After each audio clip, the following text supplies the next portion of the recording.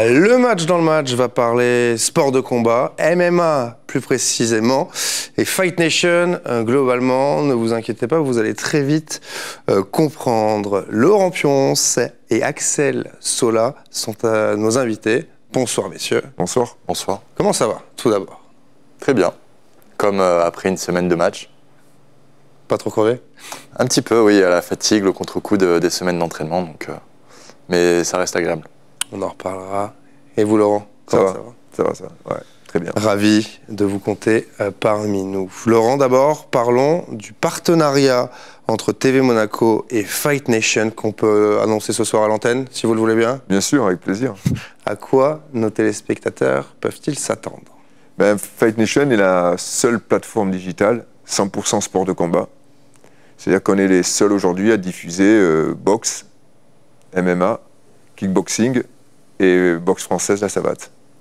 Donc les téléspectateurs de TV Monaco vont avoir la chance de pouvoir consommer du sport de combat, de tous les sports de combat. Axel, vous êtes consommateur régulier de Fight Nation? J'avoue, je suis un consommateur régulier de sports de combat divers et variés.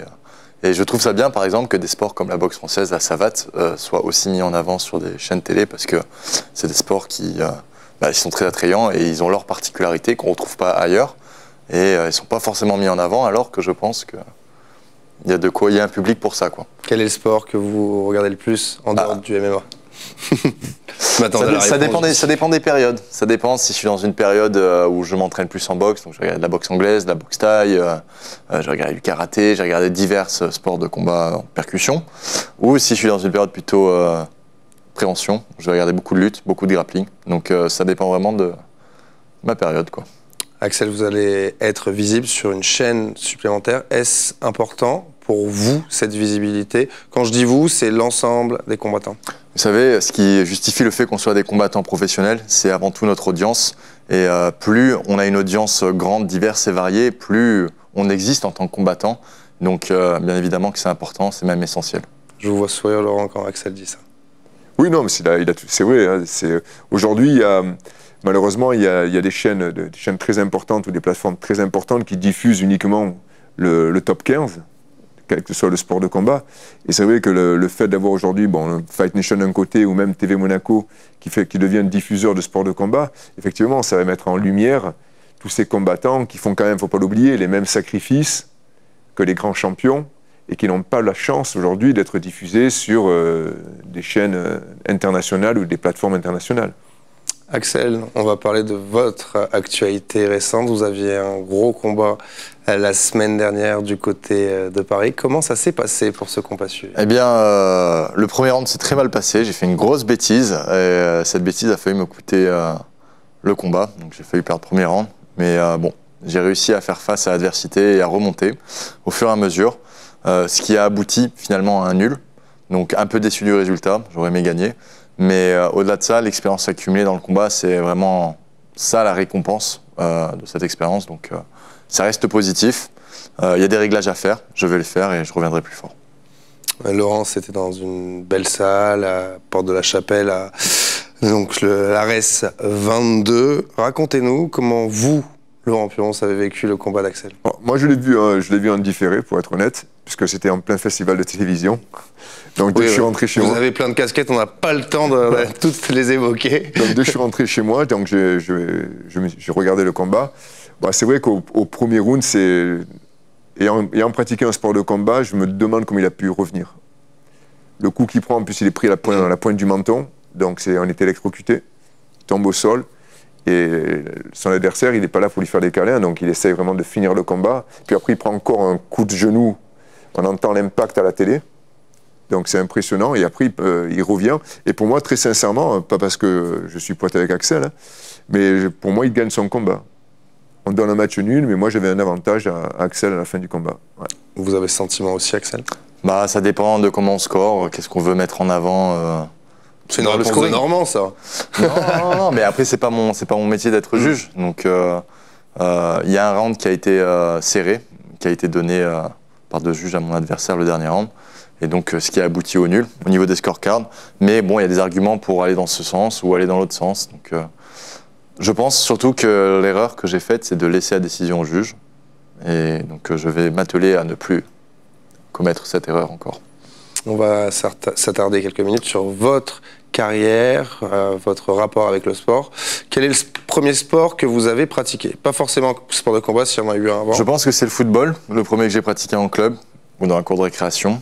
Après, il y a eu les sports de combat, donc ça a essentiellement été le karaté, Shotokan. Donc un peu comme la boxe française et la savate, des sports très intéressants parce que comme c'est des sports à la touche, la gestion de la distance est très importante pour gagner.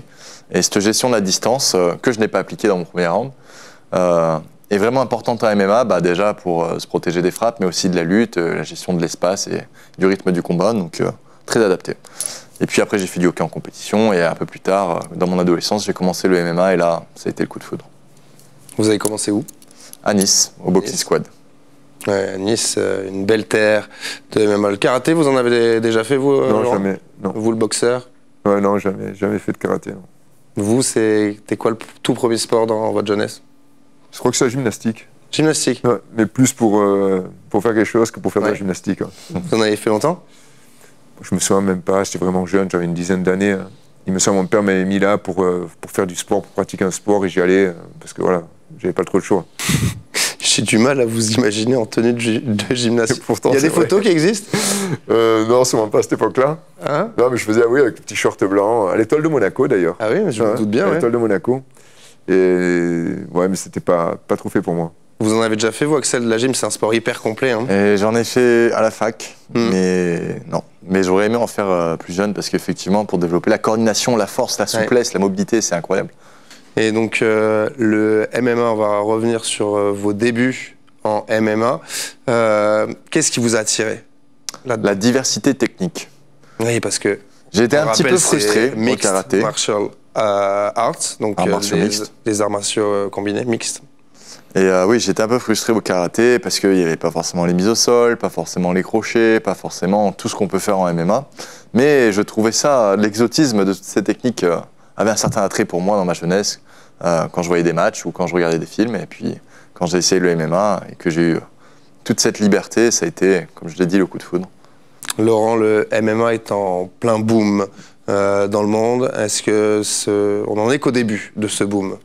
Ben oui, c'est intéressant de voir toutes ces nouvelles organisations. Donc il y a des grosses organisations, bien entendu, l'UFC, le Bellator, Ares, Hexagon MMA.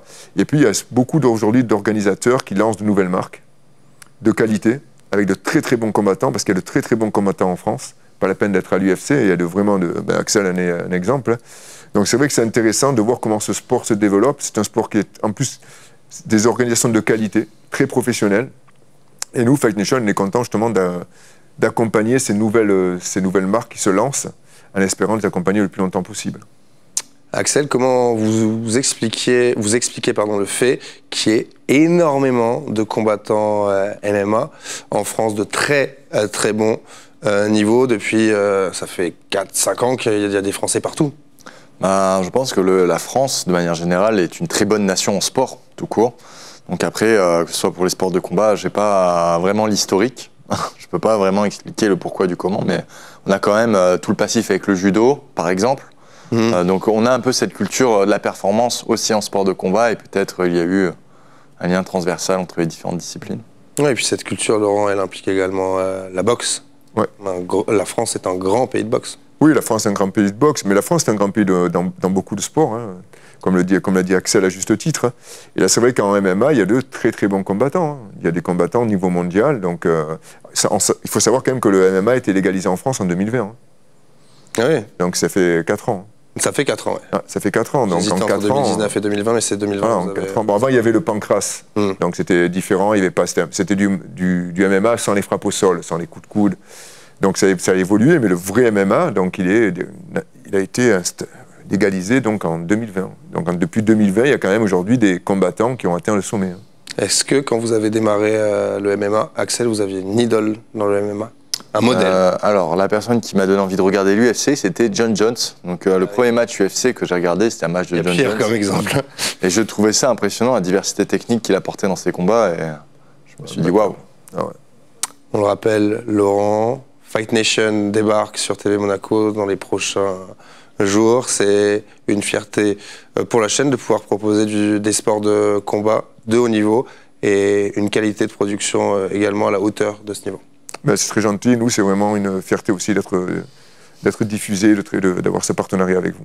Axel, quels sont vos objectifs, vos prochains objectifs? Eh bien, fin septembre, il y a 2 événements de MMA en France. Il y a l'ARES et l'UFC à un jour d'écart. Donc, je vais me préparer pour être prêt pour l'un ou l'autre. Une préférence pour... Préférence pour l'UFC, mais ça dépend pas de moi qu'on m'appelle pour être sur la carte. Donc, par contre, il dépend de moi d'être à mon meilleur niveau pour ce moment-là. Donc, que ce soit l'UFC ou l'ARES, je combattrai fin septembre. Faut passer quelques coups de fil, Laurent. Non, pas à ce niveau-là. Pas à ce niveau-là. Et vous, quelles sont les prochaines échéances avec Fight Nation?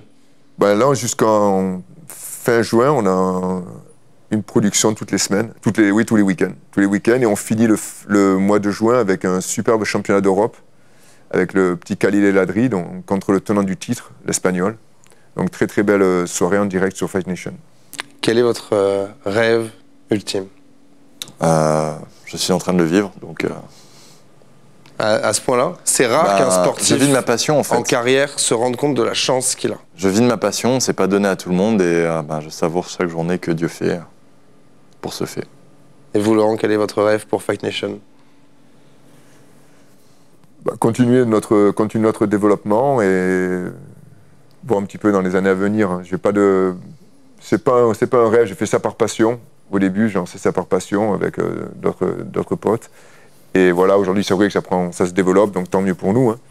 Mais j'ai pas de rêve avec Fight Nation pour le moment. C'est bien. Vous vivez finalement tous les deux de vos passions, de votre passion, parce que c'est une passion commune. Fight Nation ne me fait pas vivre, pour être franc. C'est beau de faire ça. Et je fais ça par passion, je le répète. Ouais. C'est beau de faire ça par passion. Qu'est-ce qu'on peut vous souhaiter pour les années à venir, Axel? Une progression rapide et efficace. Et efficace? Ouais. Parce qu'il y a plusieurs chemins pour aller d'un point A à un point B. L'enjeu étant de prendre le chemin le plus court. Le plus court. Ouais, la ligne droite, on évite les virages. Si possible, mais des fois les virages sont nécessaires. Merci beaucoup, en tout cas, Axel, d'avoir été avec nous. Avec plaisir. Merci, Laurent. On vous reverra très vite sur TV Monaco. Je ne sais pas encore avec quelle casquette. À vous de me dire, peut-être. Je sais pas encore. Peut-être, j'espère encore avec Fight Nation. Ouais. Vous récupérez vos casquettes à la sortie, c'est par là. Et merci à vous. Merci. De nous avoir suivis sur TV Monaco. On vous le rappelle, Fight Nation et TV Monaco, nous, un partenariat. Vous retrouverez très vite des galas de qualité sur notre antenne grâce à Fight Nation, grâce à Laurent Puronce et sa femme Agnès. Excellente soirée à toutes et à tous. Salut.